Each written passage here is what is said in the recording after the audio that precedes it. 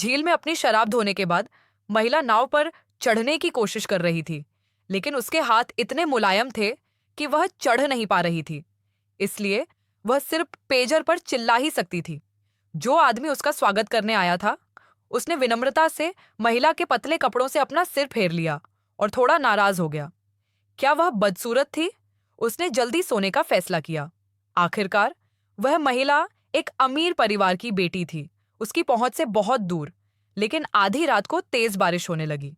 बारिश से वह आदमी जाग गया और उसने महिला के तंबू में जाकर संभोग करने का फैसला किया। पेजर ने उसे अंदर खींच लिया, जिससे महिला चौंक गई और वह जल्दी से बाहर भागी। तब आदमी को एहसास हुआ कि बाहर तेज बारिश हो रही है और उसे एहसास हुआ कि उसने महिला को गलत समझा था।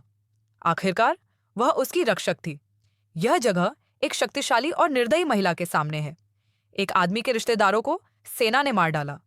भागने को तैयार उसकी पत्नी ने उसे दफनाने में मदद की और उसे भागने के रास्ते पर ले गई। नाव उसके सारे सामान से लदी हुई थी। विस्फोटकों से भरे कई डिब्बे देखकर महिला घबरा गई और दुश्मन सैनिकों को उड़ाने के लिए आतुर हो गई। पति उस युवती से तर्क नहीं करना चाहता था, जो कुछ समझ नहीं पा रही थी और उसे डराने की कोशिश कर रही थी। लेकिन महिला को लगा कि वह बहुत उत्साहित है और संकरा प्राकृतिक रास्ता पार करना मुश्किल था। उसे इस बात का अंदाजा नहीं था कि जलमार्ग इतना आसान नहीं था।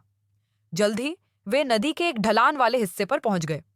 नाव रोलर कोस्टर की तरह इधर उधर उछल रही थी, पूरी तरह से बेकाबू। उसने अपनी नादानी को जगाने की उम्मीद की थी, लेकिन महिला को यह रोमांचक लगा। उसने अपनी आंखें बंद कर लीं और सोचा कि वह चुपचाप अपना मुंह बंद कर सकता है, महिला को सुरक्षित जगह पर ले जाने के इरादे से। पिको ज्यादा दूर नहीं गया था कि उसकी मुलाकात महिला से हुई। उसने महिला से नीचे उतरने को कहा, लेकिन सेना ने फिर भी उन्हें देख लिया और उन पर हमला कर दिया। वे गोलियों से बचते हुए अच्छी तरह छिप गए। हालांकि इंजन का पाइप टूटा हुआ था और इंजन तुरंत बंद हो गया। वे ज्यादा दूर नहीं पहुंच पाए थे कि सेना ने उन्हें देख लिया और तुरंत नाव पर गोलियां चला दी। दोनों केबिन में छिप गए, चेहरा दिखाने की हिम्मत नहीं जुटा पाए। हालांकि इंजन का पाइप टूटा हुआ था और इंजन तुरंत बंद हो गया। नाव नदी में उतरते ही उस आदमी के पास पाइप पर टेप लगाने के अलावा कोई चारा नहीं था, जिससे गोली लगने का खतरा था। गनीमत रही कि पेजर को चोट नहीं लगी और इंजन फिर से चालू हो गया। नाव तेजी से नजरों से ओझल हो गई, लेकिन जैसे ही उसे आगे से टक्कर लगी, उसे पीछे से भी टक्कर लगी। आगे एक तेज धारा दिखाई दी और नाव बेकाबू होकर पानी में गिर गई, लड़खड़ाती और उछलती रही। इंजन में खराबी आ गई।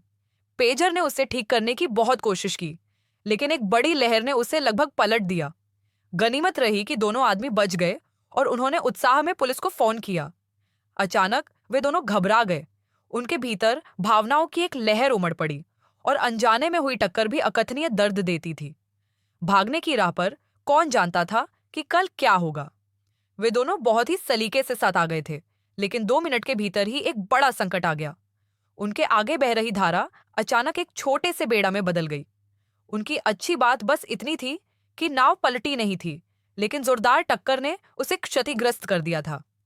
शुक्र है कि वह आदमी फुर्तीला था और सर्पिल कुएं के आधे हिस्से को खुरचने में कामयाब रहा, जिससे वे अपने रास्ते पर आगे बढ़ सके। वे घास के मैदान तक पहुंच गए, लेकिन नदी घास से कई रास्तों में बटी हुई थी, जिससे उन्हें कोई एक रास्ता चुनना पड़ा। जैसे जैसे वे आगे बढ़ते गए, उन्हें आगे बढ़ने के लिए संघर्ष करना पड़ा, लेकिन जल्द ही वे ऐसा करने में असमर्थ हो गए। नाविक असहाय होकर नाव से कूद गया और नाव को आगे खींच लिया। जब उसने आराम करने के लिए वापस नाव पर चढ़ने की कोशिश की, तो उसने खुद को घोड़ों के कीलों से ढका हुआ पाया। महिला ने उस पर बेतहाशा नमक फेंका। सौभाग्य से घुन नमक से जल्दी ही गिर गए, लेकिन वे छोटे थे। यह अभी भी अटका हुआ है, चाहे जितना भी जोर लगाओ, ये टस से मस नहीं होगा। महिला निराशा से पेजर की ओर देखते हुए आगे बढ़ी और आगे बढ़कर आगे बढ़ी। इस बार महिला मदद के लिए नीचे आई। उसने आगे बढ़कर नाव को आगे बढ़ाया और नाविक ने पीछे से नाव खींची। लेकिन जिस आदमी को घोड़े ने पीछे छोड़ दिया था, वह बीमार था और नाव एक मृत अंत पर थी। वे नदी से केवल 1 दर्जन मीटर दूर थे और बाहर निकलने का कोई रास्ता नहीं था। उस रात अचानक मूसलाधार बारिश हुई। पहाड़ों, नदियों, झीलों और समुद्रों का पानी एक साथ आ गया, जिससे नदी का जलस्तर तेजी से बढ़ गया। दोनों आदमी अभी भी सपने देखते हुए मुख्य सड़क की ओर बहते हुए चले गए। छुट्टी के बाद दोनों बहुत खुश थे। उन्होंने देखा कि दुश्मन महिला उसे उड़ाने की कोशिश कर रही है। यह विचार फिर से आया, लेकिन वह अभी तैयार नहीं था। इसलिए वह तुरंत मुड़ा और घास में छिप गया। नाविक को हमेशा से लगता था कि नाव को ऊपर उठाने की उस महिला की योजना नाकाम हो जाएगी, लेकिन उसका भरोसा देखकर उसने नाव पर एक डेटोनेटर लगा दिया। फिर आगे के हिस्से पर 2 छल्ले खोले और 2 घर में बने टॉर्पीडो डाल दिए।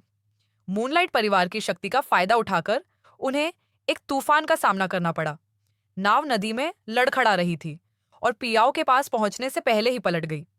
दोनों को अलग अलग सैनिकों ने आर्मी के पास लाया और उनके दोबारा प्रकट होने पर सवाल उठाया। उन्हें डर था कि अगर उन्होंने सच नहीं बताया तो उनकी मौत हो जाएगी, क्योंकि उन्हें लगता था कि वे वैसे भी मर जाएंगे। जिंग ने सच बताया और नाव पर चढ़ने का फैसला किया, लेकिन सैनिकों ने उन्हें पागल समझ लिया और उन्हें मारने की तैयारी कर ली। पलटी हुई नाव पानी में उछलने लगी। उसके शक्तिशाली टॉर्पीडो पानी में छिपे हुए थे। जैसे ही रस्सी दोनों पुरुषों के गले में पड़ी, एक जोरदार विस्फोट हुआ। चौंककर आर्मी जांच करने दौड़ी और नाविक ने उस महिला को पकड़कर नाव से छलांग लगा दी। नाव पलटने के बाद वे उस जाने पहचाने मलबे को घूरते रहे। उनकी आंखें अविश्वास से भरी थीं। वे सचमुच सफल हो गए थे। दोनों किनारे की ओर तैरते रहे। उनका रास्ता अंतहीन था। आगे चाहे जो भी हो, उनकी नियति मृत्यु ही थी। आज की कहानी में बस इतना ही। कहानी थोड़ी भी अच्छी लगी हो तो कमेंट में लाइक और सब्सक्राइब करना ना भूले। धन्यवाद।